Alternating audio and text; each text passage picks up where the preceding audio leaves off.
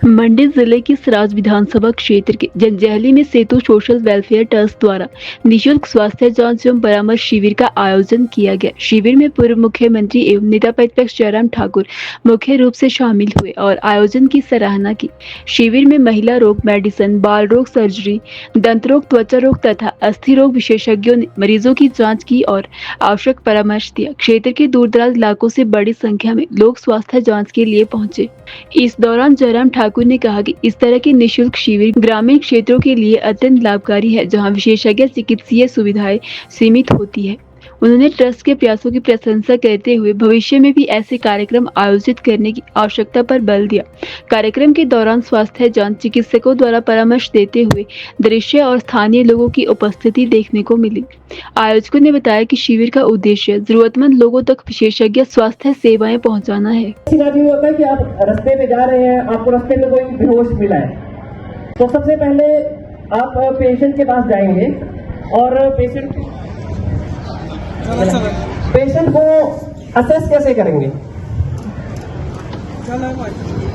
तो सबसे पहले अगर कोई भी पेशेंट जैसे आपको मिलता है तो दूर से नहीं, आपने उसके कंधे पे हाथ रख के पूछना है, भाई साहब आप ठीक है, भाई साहब आप ठीक है। तो ये हमारा पहला रिस्पॉन्स होना चाहिए। अगर तो पेशेंट ने हाँ ना कुछ जवाब दे दिया तो मतलब पेशेंट ठीक है, तो मतलब ज्यादा घबराने की बात नहीं है।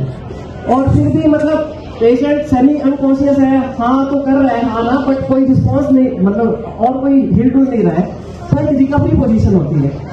रिकवरी पोजीशन में हम क्या करते हैं कि मरीज को ऐसे एक साइड बाईं साइड करवट दिला के लिटा देते हैं। और करवट लिटा के भी कैसे लिटाते हैं कि एक हाथ हम ऐसे रखते हैं नीचे वाला और दूसरा हाथ ऐसे, और एक टांग भी उसकी मोड़ देते हैं और एक साइड में करवट। इसका क्या फायदा होता है कि जब किसी भी अनकॉन्शियस पेशेंट जब अनकॉन्शियस होता है तो जब वो सीधा होकर लेटता है तो उसकी जीभ जो है पीछे गले की तरफ गिर जाती है, तो उस वजह से क्या है सांस लेने में दिक्कत होती है। और दूसरा कि कई बार पेशेंट जैसे कई बार शराब ज्यादा की होती है या ड्रग्स की उसमें होता है, तो क्या होता है कि वॉमिटिंग का रिस्क बढ़ जाता है। तो अगर तो पेशेंट रिकवरी पोजीशन मीन्स अगर ऐसे टेढ़ा करके होगा तो क्या है, उल्टी करेगा तो वो सीधा बाहर जाएगा। अगर वो सीधा होगा तो क्या होगा, एक तो आपकी जीभ जो है पीछे जाके आपकी सांस को ब्लॉक करेगी, और दूसरा जो भी आपने खाया पिया होगा वो सांस की गली में जाके आपको जो है आपका रेस्पिरेशन को भी बंद कर देगा। तो पहला स्टेप आप सबको हमने बता दिया कि हम जाएंगे और पेशेंट को पूछेंगे, भाई साहब आप ठीक है, भाई साहब आप ठीक है। 2 या 3 बार ऐसे टैप करके आप पूछेंगे। अगर तो पेशेंट ने रिस्पॉन्स दे दिया तो उसको क्या करेंगे, लेफ्ट लेटरल एक साथ करवट लेटा के आप लेटा देंगे। तो ये आपका पहला स्टेप हो गया। और फिर जो भी कॉन्टैक्ट है उससे आप कॉन्टैक्ट कर सकते हैं, उन्हें बुला सकते हैं। और दूसरी कंडीशन होगी कि कोई रिस्पॉन्स नहीं है। अब इस कंडीशन में आपने थोड़ा अलर्ट हो जाना है। तो सबसे पहले तो आपने कॉल फॉर हेल्प मीन्स एक आदमी कभी भी सीपीआर अच्छे से नहीं दे सकता है। तो अगर पेशेंट है और आपको लग रहा है कि आसपास कुछ लोग हैं तो कम से कम 3-4 लोगों को आपने इकट्ठा करना है। तो पता लगाना है कि इसको सीपीआर की जरूरत है भी कि नहीं। तो मान लीजिए कि कोई व्यक्ति अचानक से बेहोश पड़ा मिलता है या आपके सामने बेहोश हो जाता है एकदम से, तो सबसे पहले हम क्या देखते हैं, तो सबसे पहले होता है कि हमने देखना है कि इट इज मतलब जो पहला बिंदु इसमें रखा जाता है वो है कि ये जगह सीपीआर के लिए ठीक है कि नहीं है। कि आप पहले देखेंगे कि माथे को, गले को और कोई चीज का फायदा नहीं है। सिर्फ आप जैसे पेशेंट लेता है तो आप सीधा यहाँ पे थायराइड देखोगे, इसकी वजह से बगल में ले जाओगे, आप यहाँ पे नाड़ी फील करोगे। और ये प्रक्रिया 10 मिनट से ज्यादा आपको नहीं लगाना है, आपको बस देखना है पल्स चल रही है कि नहीं चल रही है। और साथ के साथ आप उसकी छाती पे देखोगे कि ये सांस ले रहा है कि नहीं ले रहा है।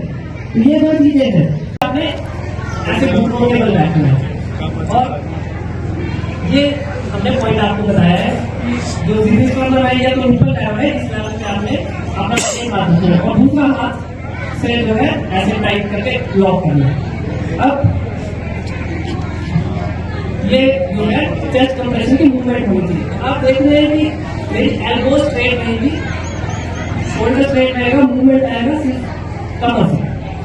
तो जब ये चीज ये अगर और आपने थोड़ा पेशेंट के ऊपर रहना है ताकि आपको अपना एफर्ट कम लगाना पड़े, आप अपने वजन से सीपीआर दे सकें। क्योंकि सीपीआर एक चीज कि 5 सेंटीमीटर नीचे जाएगा और फिर ऊपर आएगा, हाथ नहीं उठाना है, हाथ छाती के साथ रहेगा आपका।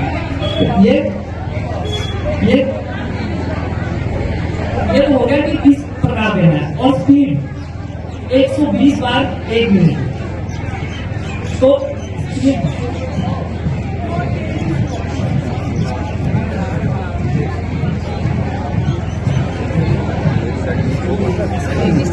लगभग तो इस स्पीड से आपने चलना है और ये सीपीआर जो है आपका इस तरह से चलेगा।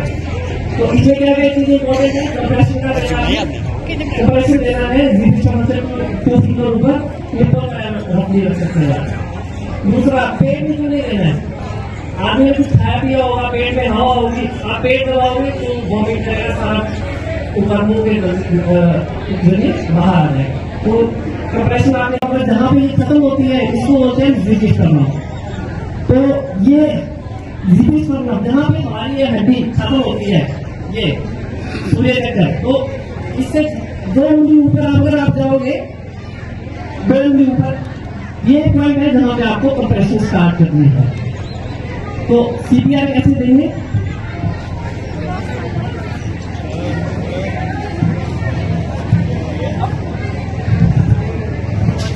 सीपीआर देने के लिए प्रीरिक्विजिशन क्या बताएं? पेशेंट जो है नीचे लेटा होना चाहिए और हार्ड सरफेस पे, प्लेन हार्ड सरफेस पे लेटा होना चाहिए। पेशेंट कुर्सी पे है, चेयर पे है, आप सीपीआर नहीं दे पाओगे। सीपीआर देने के लिए इफेक्टिव चीजें क्या है कि चेस्ट कंप्रेशन कम से कम 5 से 6 सेंटीमीटर कंप्रेशन जाना है नीचे।